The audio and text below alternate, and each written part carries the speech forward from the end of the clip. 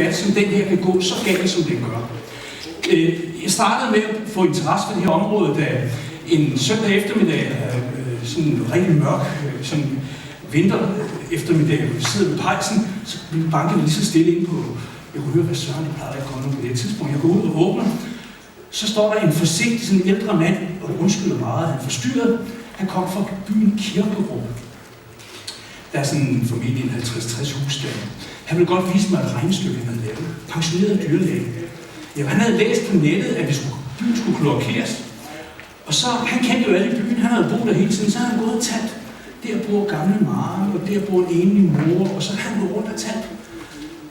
Og så havde han tænkt, man går på toilettet så mange gange om dagen, og så havde han divideret antallet af toiletbesøg op i det her millionbeløb, som vi nu skulle give for den her kloakering.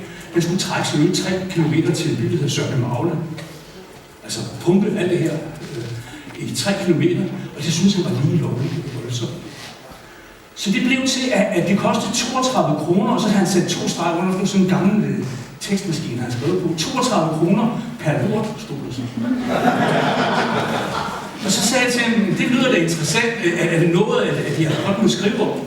Så lavede jeg et lille læsebrev, hvor der stod 32 kroner for en lort. Det svarede jo stort til, at jeg kunne sætte en taxa afsted hver eneste dag. Længere var der de der 3 kilometer med den her lort. Og så kan jeg love jer for, så gik pressen at lave. Der kom den ene forside efter den anden, og overskrifter, og folk hyldede og skræk. Der blev opdaget af, der er simpelthen noget galt i miljøpolitikken. Det er noget, vi bruger penge på det her. Og så endte det så med, at jeg stillede op til byrådet og blev miljøudvalgsformand. Og så tiggede mailsen ellers ind fra folk ude fra landet. Og ikke endnu huske, der kørte en sag nede på Lolland, hvor der var en, der blev politianmeldt. Hvor var det? Nørreslev. Godt, fint. Og den kørte så også i pressen, og jeg fik flere mails. Jamen, vi har ikke råd til det her. Det er jo helt forfærdeligt. Jeg gik ud og besøgte nogen, og det så rigtig skidt ud. Altså, det var ikke nogen kæmpe villa, når man kom ud. Så sidder jeg lidt til, jamen prøv at se huset, det er jo ikke andet, det er 400-500.000 værd, og nu får vi en regning på 80.000 kroner. Ja, åen, den går næsten en kilometer ned på marken, ikke? Eller halv kilometer. Hvad er det dog for noget? Og så tænkte jeg på, jamen, hvad pokker, der er også noget galt her.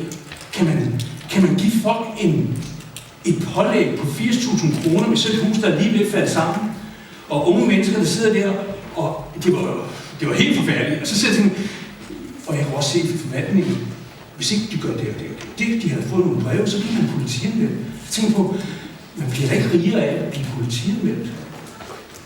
Altså, hvordan skulle man lige pludselig kunne betale regningen, fordi man bliver politianmeldt? Så tænker jeg, hold da fast. Det må du vist hellere bruge lidt tid på at sætte dig ind i. Jeg gjorde så det, nu var jeg jo så heldig, at jeg sad i Folketinget også, så har man den fordel, når man er miljøordfører, så kan man gå ned til ministeren, og så kan man sige, der er noget, jeg ikke forstår her. Der er simpelthen noget, jeg ikke forstår. Kan du ikke finde nogle embedsmænd, der kan forklare mig? Og det er jo ikke noget, de prøver så tit, at der er politikere, der gider interessere sig for det rent faglige. Så de havde jo så ringet til min sekretær. Jeg ved ikke, hvor mange gange, hvad jeg ville spørge om, så de kunne forberede og ting og sager. Så møder jeg op i ministeriet, så sidder der 6 mænd. Og mig alene. Og jeg begynder så at spørge til, hvor er det faglige ophæng? Altså, hvor er det faglige grundlag for at sige til sådan en, der bor ude på landet, i sådan en knaldhytte her, til 500.000, og så skal de have en dumbøde, som jeg kaldte det, på 80.000 kroner.